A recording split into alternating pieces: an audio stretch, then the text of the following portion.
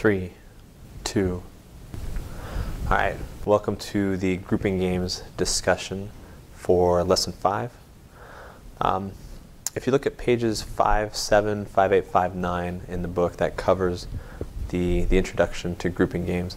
And there's a couple of points that I wanted to re-emphasize now that you've read that section of the lesson. The game that you're presented with initially has these two rules. It talks about if J, then R, and if R, then not H. Grouping games are full of conditional rules, and when I am given a set of rules for a grouping game, I always use the following approach. It's very systematic, and there are several steps to it. So first, what I'll do is I will read all of the rules before diagramming any of the rules so that I can look for connections. If there's anything that overlaps between the rules, where something is a necessary condition in one case and sufficient in the other, I'll look for those connections and try to work them into the initial diagram. In this case, if J, then R, and if R, then not H. So I'm saved here from having to write the two rules separately, and I still have all the information from each of them. I can imagine some other rules for this game. Let's pretend that T means S and that V means not T. And you see what I'm doing is that in each case I'm leaving the rule and some extra space between it, because every time that I write a rule on a grouping game, I automatically consider its contrapositive. Just immediately write out what the contrapositive is as well. Okay. The next step in a grouping game is to try and look at the necessary conditions for each of these ideas, the initial rule and its own contrapositive, and see if the necessary conditions themselves infer anything. So here I'm looking for connections again, not H, not J, S, not T, and not V. And I don't have any connections from, excuse me, that should be not S. Any connections from not H, not J, S, not T, or not V. I could conceivably combine this rule and this rule to say jointly what happens as a result of T, and that is T implies S and not V. And that's perfectly fine. It's not really an inference, it's just to save space. Now, again, I'd have to write a new contrapositive here, which would be V or not S means not T. But in none of these cases do I have a situation where the necessary condition that I'm left with has inferences of its own. And that means I'm safe to move on to the questions from the game. Your book talks about many different kinds of grouping games. We'll get into all of them. One of the main things that I want you to understand about the types of grouping games is that the more defined and the more closely balanced the game is, the easier it tends to be. So for example, if I have a game where 8 elements are divided into 2 groups of 4, that tends to be a lot easier than taking 10 elements and selecting some of them.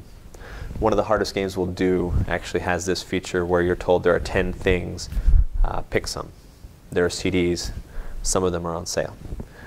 The more I know about the ultimate disposition of the variables, the more concrete and fixed the actual groups are, the easier the game tends to be. Okay, so with that in mind, in terms of the general rule, information and representation, I do want to talk a little bit about the idea of hurdle the uncertainty, and we'll do that next.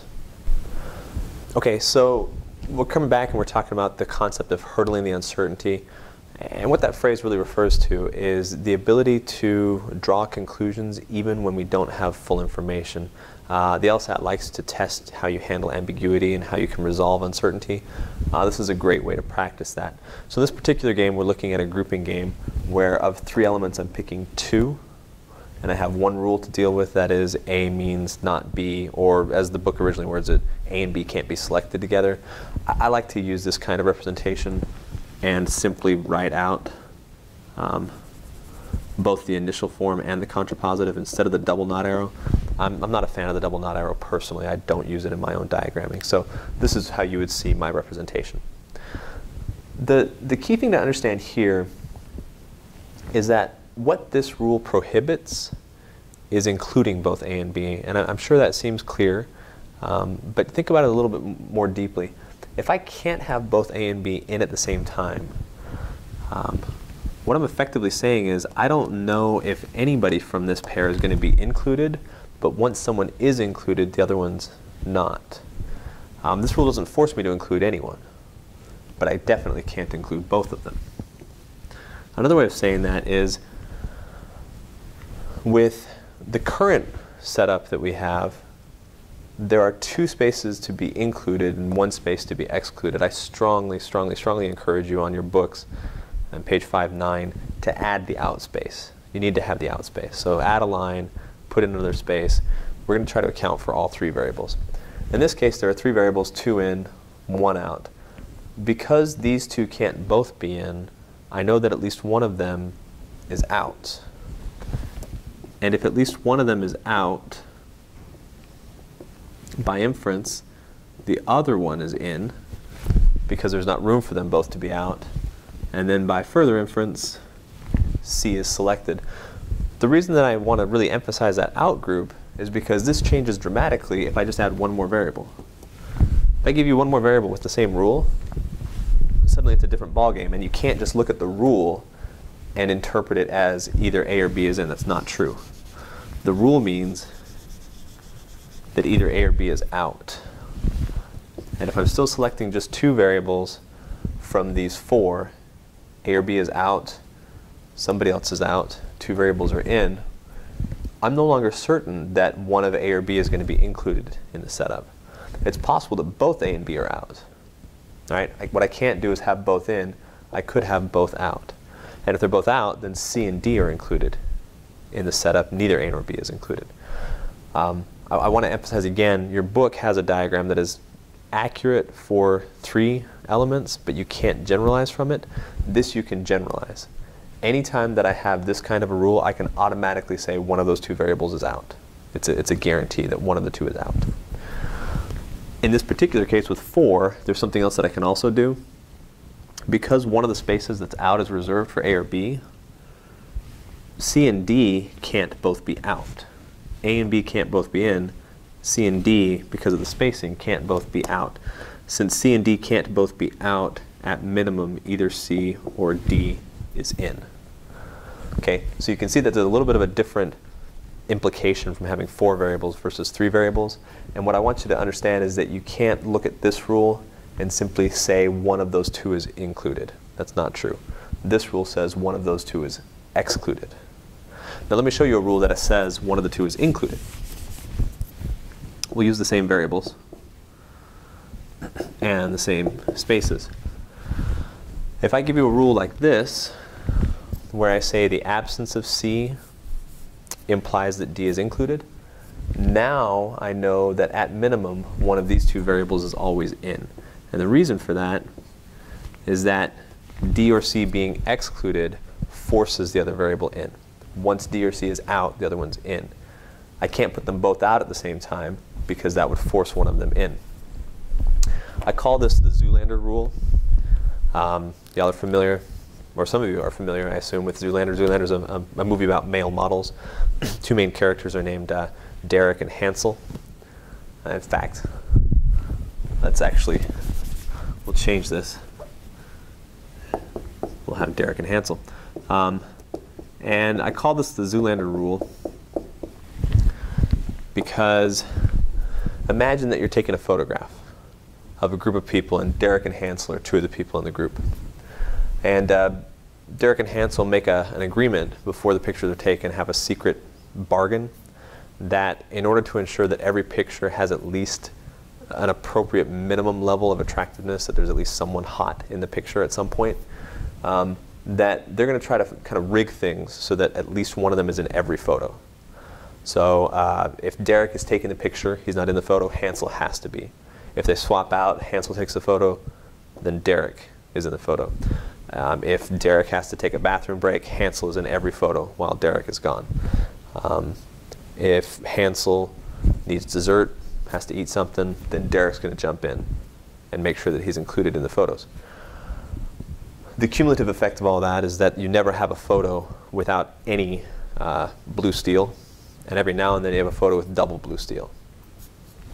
But if if this rule is present, that the absence of Derek means Hansel, the absence of Hansel means Derek, that doesn't mean it's impossible for them to be in the photo at the same time. Remember that their goal is to have a minimum level of hotness in each picture. If you have Hansel, you've got enough hotness. If you have Derek, you've got enough hotness. If you have both, then you've got more than enough hotness, and that's okay. Logically speaking, this rule doesn't prevent them from being in the photograph at the same time. All it says is every picture has either D or else it has H. It might also have both. This concept takes a while to sink in for many people. I want you to consider it and to think about it. But anytime I'm told that if not A, then B, if not B, then A, what you can't do is put them both out, but you can put them both in. Okay? Now the rules here that we've seen from 2.7, 2.8, 2.9 can be extrapolated a little bit and expanded further.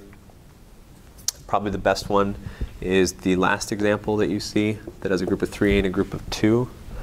And we're told that from those 5 variables, A, B, C, D, and E, we're told that A and B can't be in the same group, and that C and D have to be in the same group.